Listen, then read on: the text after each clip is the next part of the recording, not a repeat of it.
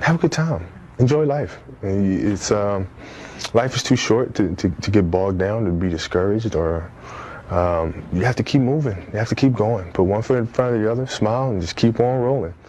It truly is impossible to explain the impacts of Kobe Bryant, not only on the game of basketball, but on life. I was shocked and deeply saddened by the news of Kobe's passing on January 26, 2020. This is someone who was the best in the league when I started watching basketball regularly in 2008, and a main reason why I continued to watch and decided to play. This is someone who had grown over a 20-year professional career as a world-class athlete and as a father, and in retirement he excelled as a businessman. Like all of us, this was a man with flaws, but a man who learned from his mistakes and corrected them for good. Here is the legacy that the Black Mamba left to inspire me, and I hope it does the same for you. This is Topic Tackle. Let's go.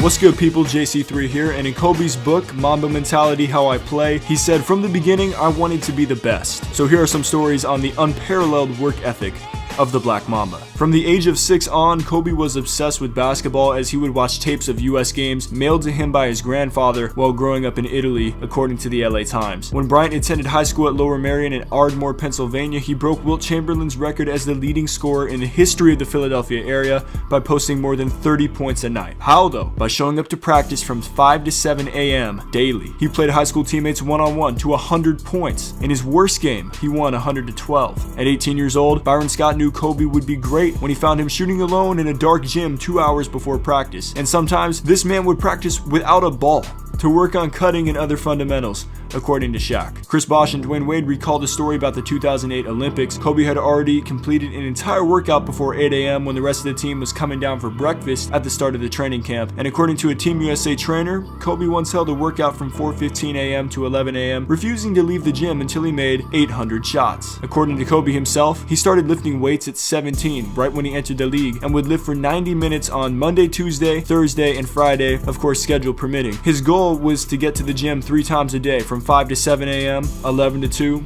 6 to 8 p.m. Due to his constant conditioning, Kobe said he could run all day long, and his cardio workouts centered around recovery. Basketball is a game played in short bursts, as we know. Players sprint, they have minimal time to recover, then they repeat the cycle over and over again. So Kobe wrote, I did a lot of timed work on the track where I would incrementally decrease the amount of time between each set until after a full off season, my recovery time would be almost nil. I think this is one of the most impressive things that I've read about Bryant's training. None of us truly realize how difficult it is to run up and down a court with minimal rest, let alone do it at the highest level and score 81 points in a game. Seriously, we don't realize how hard this is. Endurance takes a long time to gain and basically a Thanksgiving and Christmas to lose. What stands out to many about Kobe is something that is difficult to explain, but when you see it, you know it's there: mentality. Michael Jordan and Kobe Bryant possess 2 of the greatest killer instincts of all time, and their mindsets about the game are what ultimately propelled them to the greatest heights. Kobe explained that the Mamba mentality at first was a catchy hashtag that he thought he'd start on Twitter, when in fact it became a mindset and way of life. A mindset where one doesn't seek a result but focuses on the process of getting to that result. It's about the journey and the approach. Anyone can say they have this, but Kobe literally owned it. In my opinion, the only thing just as good as watching Kobe exercise his Mamba mentality on the court was watching him teach the game to the next generation. And one of his main avenues for doing so was Mamba Sports Academy. I've done multiple videos on this facility in Thousand Oaks, California. The links will be down in the description. Kobe didn't establish another camp where the NBA superstar shows up for an hour, then leaves. No, he adopted a huge facility and made it a place for elite athletic training that goes beyond basketball. He was a consistent presence in Mamba Sports Academy, coaching Gianna's AAU team and providing knowledge to upcoming NBA stars who were invited there to work with him. He was unhindered in sharing his expertise, and that is honorable, as the true sign of a leader is one that builds more leaders. I will remember Kobe's life in stages: